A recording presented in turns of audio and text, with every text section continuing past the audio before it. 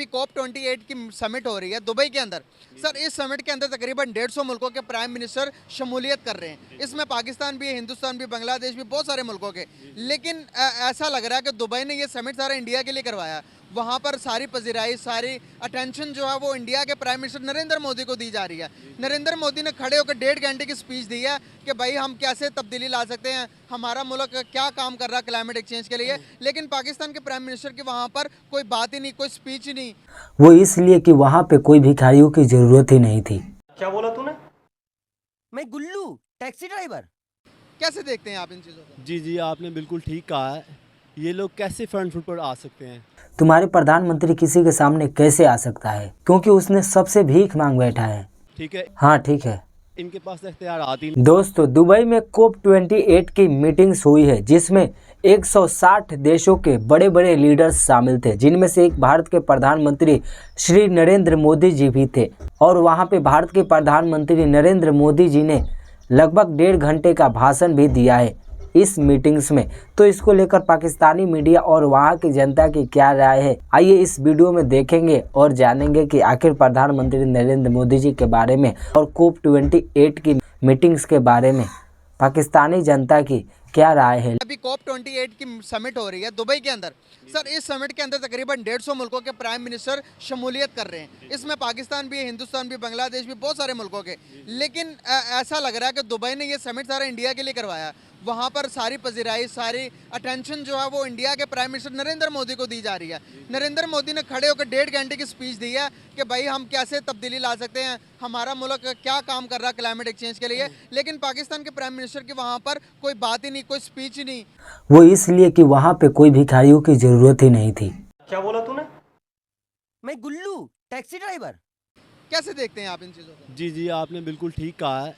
ये लोग कैसे फ्रंट फुट पर आ सकते हैं? तुम्हारे प्रधानमंत्री किसी के सामने कैसे आ सकता है, क्योंकि उसने सबसे भीख मांग बैठा है। ठीक है, हाँ ठीक है इनके पास इख्तियार आती नहीं है। दूसरी बात है कि ये मोदी शुदी जो प्लान कर रहा है ना, ये आपको पता है हमेशा वो अपने मुफाद के लिए करता है। कभी भी दूसरे मुल्कों के या मुस्लिम ममालिक के लिए, इवन के पाकिस्तान के लिए तो वो बिल्कुल नहीं बोलता। अगर हम गोबर पे ढेला मारते हैं तो उसका छींटा हमारे ऊपर ही पड़ता है, इसलिए। और ना कोई ऐसा काम वो कर सकता है जो पाकिस्तान के हक में हो। सर, वो क्यों करेगा? वो तो आपने हमने खुद करना ना अपने हक के लिए। तो इन लोगों को जाते हुए कुछ शर्म आनी चाहिए ना, या इन लोगों को जानने से पहले कुछ समझना चाहिए कि हम वहाँ जा रहे हैं, हम लोग गूंगे बैठे हैं, हमारा वहाँ कोई काम नहीं है, हमारी कोई सुनवाई नहीं है, हमें कोई नहीं वहाँ सुनेगा। या अगर ये लोग बोलते भी हैं ना तो इवन के उनके लिए कोई वैल्यू नहीं है। ये जैसी करनी वैसी भरनी। इसलिए कि वो इनको कुछ नहीं समझते, क्योंकि ये लोग, हम लोग जो है ना, हमारे जो हुक्मरान है, लोग नहीं हुक्मरान, इन लोगों ने हमारे मुल्क का बेड़ा गर्क कर दिया है। ये बिज़नेस हो गया, माशियत हो गई, इवन कि सब कुछ इन्होंने तबाह बर्बाद कर दिया। इन लोगों को इन चीज़ों से कोई दिलचस्पी नहीं है। इवन बस जाएंगे, फॉर्मेलिटी पूरी करेंगे और वापस आ जाएंगे। इससे तस्वीर खिंचवाई सबने, हाँ जी। तस्वीर खिंचवाई और तस्वीर मोदी फर्स्ट फ्रंट फुट पे खड़े हैं, PM मोदी फर्स्ट पे खड़े हैं और हमारे जो प्राइम मिनिस्टर है वो लास्ट की लकीर के ऊपर एंड पे खड़े हैं। वो इसलिए क्योंकि स्कूल में जो सबसे तेज छात्र होता है ना, वो क्लास में सबसे पीछे बैठता है। आपने बिल्कुल ठीक कहा है। जो मोदी साहब है ना, वो फ़ायदा ले जाएंगे, इसका जो असल फ़ायदा है ना वो ले जाएंगे। हमारे प्राइम मिनिस्टर जैसे आप बता रहे हैं ना पीछे हैं, तो फ़ायदा भी इतना ही हमारा सबसे पीछे है। हमें कोई फ़ायदा नहीं है जाने का। पहले इनको अपने पाँव पे खड़ा होना चाहिए। जिसका पाँव रहता है पैर पे, वही पैर पे खड़ा होता है। अब जिसका पाँव ही नहीं है, वो पैर पे कैसे खड़ा हो सकता है? फिर किसी ऐसी चीज़ों में या ऐसी चीज़ों में जाके इनको शामिल होना चाहिए जहाँ इनकी कोई सुनवाई हो। जैसे IMF से भीख मांगने में। यहाँ इनकी कोई सुनवाई नहीं है, इनकी वैल्यू नहीं है दुनिया में। तो ये क्या लेने जा रहा है? पहले अपने पाँव पे खड़े रहें, अपने मुल्क को उठाएं पाँव पे, फिर ये किसी का सामना करें या किसी से जाके बातचीत कर सकते हैं। अच्छा सर, अभी उन्होंने अपने स्पीच के अंदर एक और बात की। उन्होंने कहा कि भाई दुबई के अंदर जो अबू धाबी के अंदर जो मंदिर बनाने की हमें इजाज़त दी। आपको पता होगा कि अबू धाबी के अंदर बहुत बड़ा मंदिर बनवाया है। तो दुबई की गवर्नमेंट ने तो नरेंद्र मोदी ने उनका भी शुक्रिया अदा किया कि भाई आप लोगों ने हमारी अक़लियतों के लिए यहाँ पर मंदिर बनाने दिया, उसके लिए शुक्रिया। क्या लगता है कि आपको दुबई की जैसी इस्लामिक कंट्री के अंदर मंदिर बनना चाहिए था या नहीं? नहीं, बिल्कुल नहीं बनना चाहिए था। ये तो है दुबई का मसला है, लेकिन इसके लिए जहाँ तक पूरी दुनिया के मुसलमान हैं उनके लिए भी मसला है।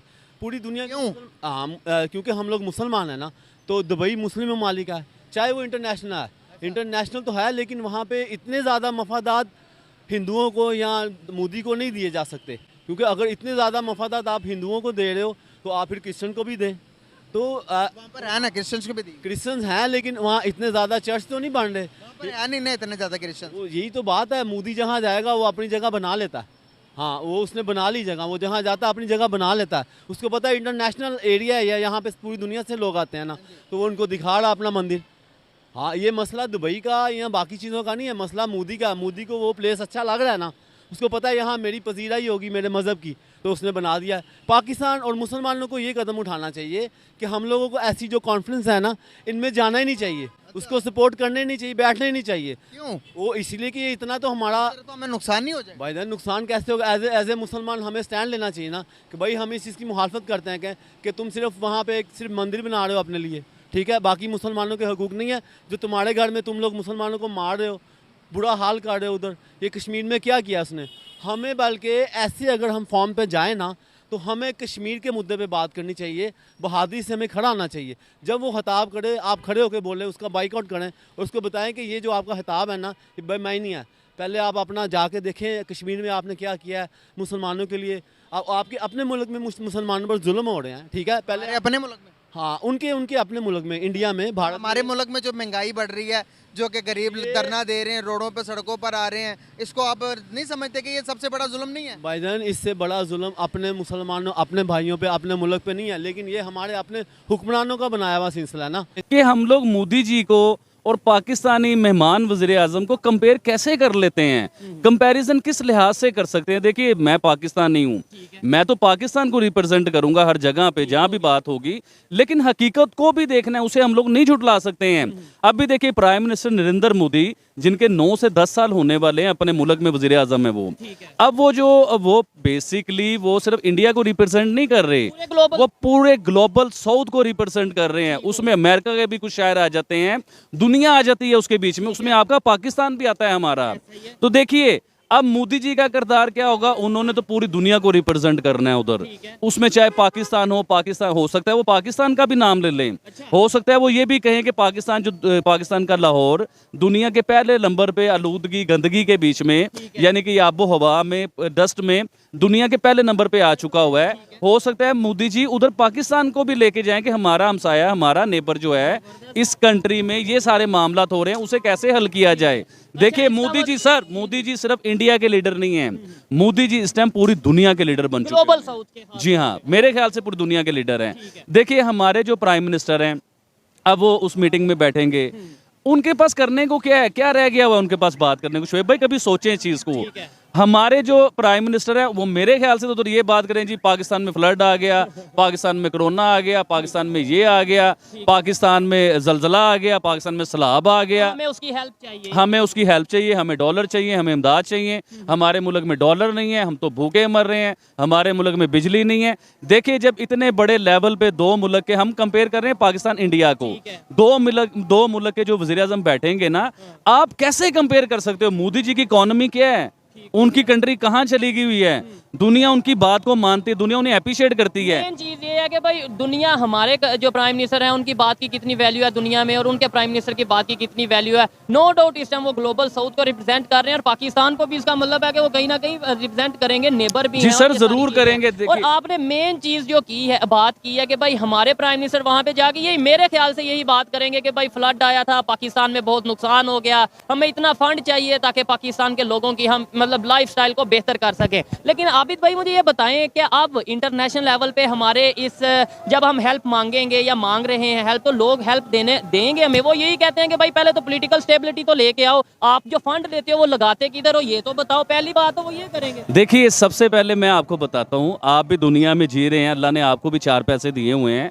आपका कोई जानने वाला, कोई दोस्त, कोई अजीज बुरे हालात में होता है, आप उसकी हेल्प करोगे, 1 बार करोगे, 2 बार करोगे, 3 बार करोगे, चौथी बार आप कहोगे यार ये क्या है यार, ये रोजाना का इसका काम है ये वाला। इसी तरह हमारा पाकिस्तान जो है ना, पूरी दुनिया में ये बन चुका है। जो हमारे गुज़िश्ता वज़ीर आज़म थे, उससे गुज़िश्ता वज़ीर आज़म थे, इन सब का काम था मांगना मांगना मांगना। अच्छा, मांग मांग के क्या करते थे कि पूरी दुनिया में कहते थे जी ये हेल्प लेते थे अपने फ्लड के नाम पे, कभी earthquake के नाम पे। इस्लामिक कंट्रीज जो है ना, इनसे भी हेल्प लेते थे कि पाकिस्तान इस्लामिक कंट्री है, आपको चाहिए कि इस बुरे हालात में पाकिस्तान के साथ खड़े होना। तो दोस्तों, आप लोगों ने देखा कि किस तरह से पाकिस्तानी मीडिया और वहां की जनता भारत के प्रधानमंत्री श्री नरेंद्र मोदी जी के बारे में COP28 को लेकर बोल रही थी, और साथ में वो लोग अपने भी प्रधानमंत्री के बारे में गलत गलत बातें बोल रहे थे कि हमारे प्रधानमंत्री ऐसे हैं, हमारे प्रधानमंत्री वैसे है। वो कहते हैं ना, जो जैसा बोता है वो वैसा ही पाता है। ठीक उसी प्रकार पाकिस्तानियों की भी हालत हो चुकी है। तो दोस्तों, वीडियो अच्छा लगा तो वीडियो को लाइक, शेयर और चैनल को सब्सक्राइब जरूर करना। जय हिंद, जय भारत।